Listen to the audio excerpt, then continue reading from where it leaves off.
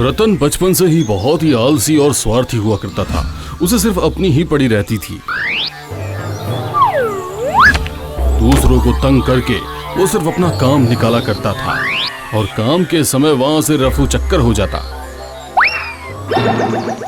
रतन के पिता खेतीबाड़ी करके गृहस्थी चलाते थे। उनकी इच्छा है कि अपने बेटे को पढ़ा लिखा कर एक अच्छा इंसान बनाए, लेकिन रतन दिन प्रतिदिन और भी ज्यादा स्वार्थी और आलसी होता जा रहा था।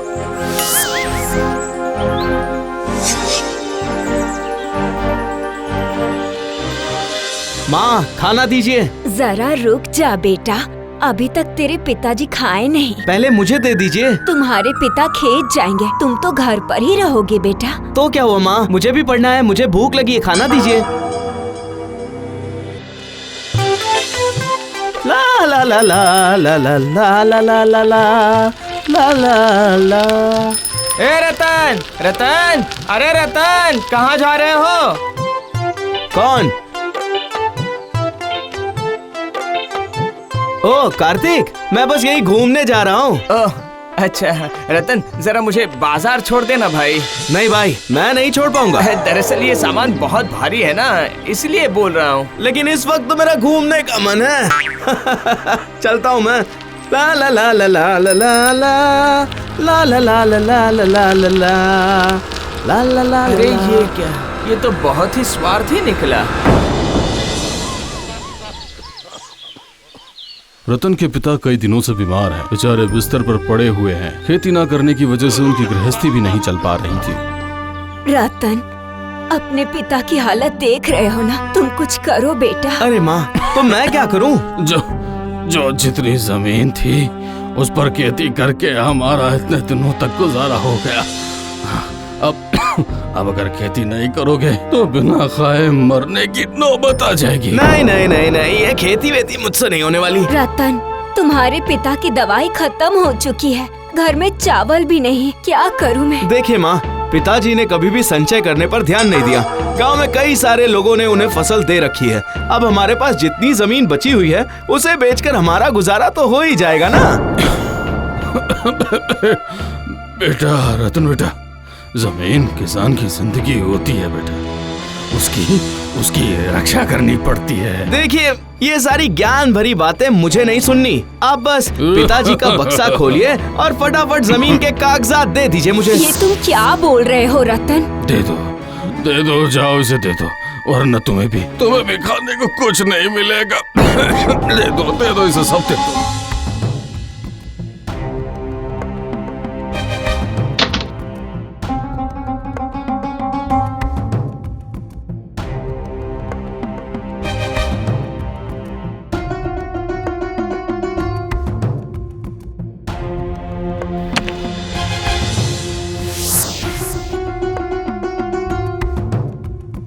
हाय हाय हाय हाय, इस तरह तो एक एक करके सारी जमीन चली जाएगी।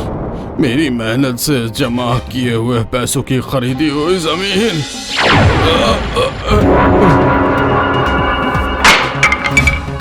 क्या हुआ जी, क्या हुआ?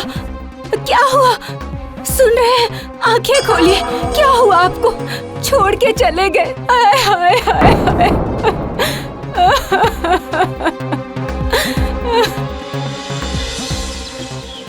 पिता के मरने के बाद से ही रतन एक एक करके सारी जमीन बेचना शुरू कर देता है, लेकिन आमदनी करने के बारे में सोचता नहीं है। जमीन बेचने के बाद मिले हुए पैसों से उसके कुछ दिन अच्छे से गुजरते हैं, लेकिन एक दिन उसकी सारी जमीन भी खत्म हो जाती है। रतन, घर में चावल खत्म हो गया, और कितने दिन बैठ के खाओगे बेटा? बैठ कर कहाँ खा रहा हूँ, देख नहीं रही हो, अखबार पढ़ रहा हूँ। लेकिन गृहस्थी कैसे चलेगी? जैसे चल रही है वैसे ही चलेगी ना। जमीन तो खत्म हो आई है, और बैठकर खाते रहने से कुबेर की संपत्ति भी खत्म हो जाती है, और हमारी भी थोड़ी सी जमीन है। मुझे पता है कि पिताजी की अभी भी काफी जमीन बची हुई है। हाँ, बस एक ही जमीन बची हुई है बेटा। तब तक मैं उसे बेचकर काम चलाता हूँ, फिर उसके बाद देखा जाएगा। लाइए, दीजिए, उस जमीन के कागजात भी दीजिए।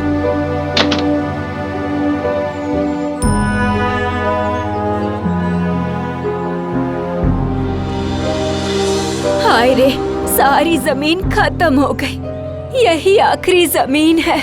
बेटा, अगर ये भी बिक गया तो हमारे पास कुछ नहीं बचेगा। एक बार सोच कर देखो। ओह, ये रोना धोना बंद कीजिए, लाइए कागजात दीजिए।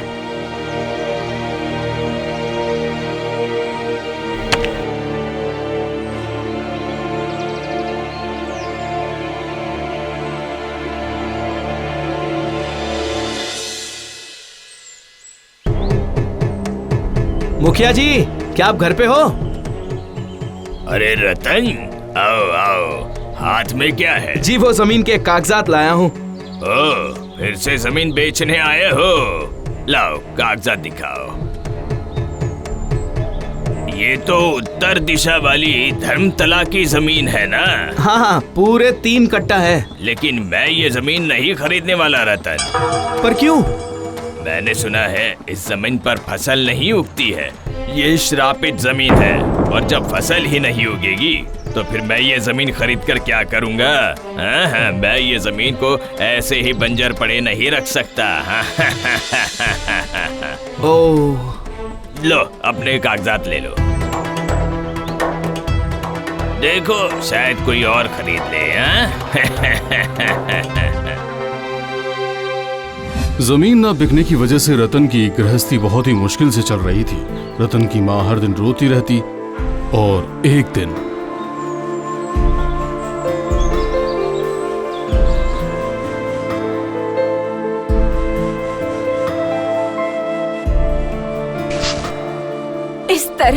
इस तरह मुझसे गृहस्थी नहीं चल रही बेटा। अगर तुम्हारे पिता की तरह मैं भी मर जाती तो बहुत अच्छा होता। शांत हो जाइए। ये आप क्या बोल रही हो माँ? सही कह रही हो। जब बेटा ऐसा नालायक निकल जाए तो माँ का मर जाना ही उचित है। नहीं नहीं, ऐसी बातें मत कीजिए माँ। अच्छा ठीक है, वो धर्मतला की जमीन किसी ने भी खरीदी नहीं है। मैं सोच रहा था कि मैं उसमें फसल उगाऊंगा। ठीक है माँ? सच में? लेकिन मैंने तो सुना है कि वो जमीन श्रापित है। ऐसा क्यों? सभी उसे श्रापित क्यों कहते हैं? क्या पता। हाँ, पर एक बार कोशिश तो कर ही सकते हैं। तुम कर पाओगे? बिल्कुल कर पाऊंगा माँ। मैं आज से ही उस जमीन पर जाऊंगा माँ। चलता हूँ।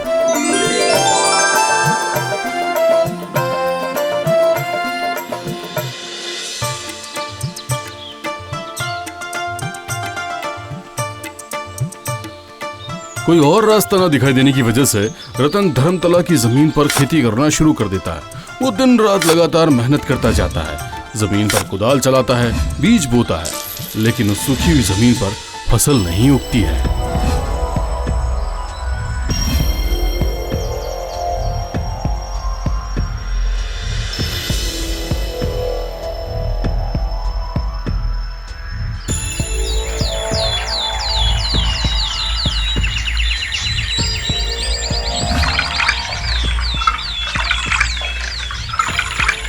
हाँ, इतनी कोशिश की, बीज बोए, लेकिन फिर भी जमीन पर फसल नहीं उगी। अब क्या होगा? अब गृहस्थी कैसे चलेगी?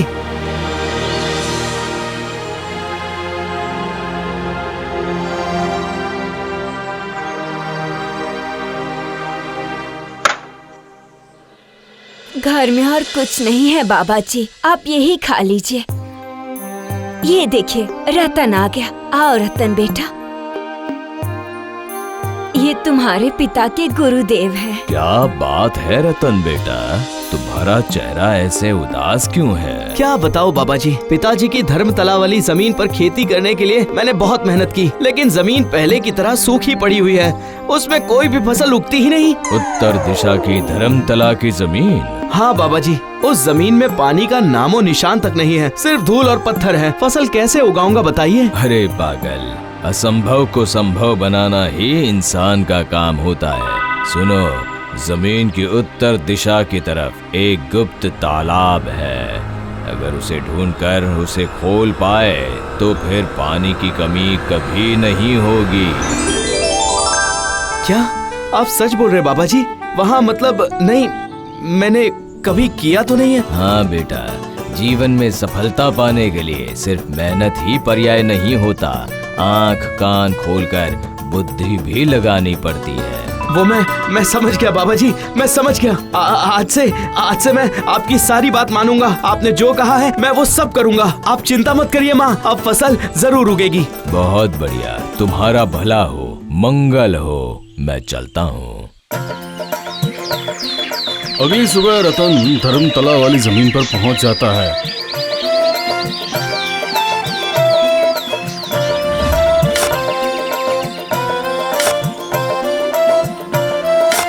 और उसे एक गुप्त पानी का कुंड मिलता है। उसके बाद से रतन अपनी लगन और मेहनत से ढेर सारी फसल उगाता है और उसकी जिंदगी में सुख और समृद्धि वापस आ जाती है।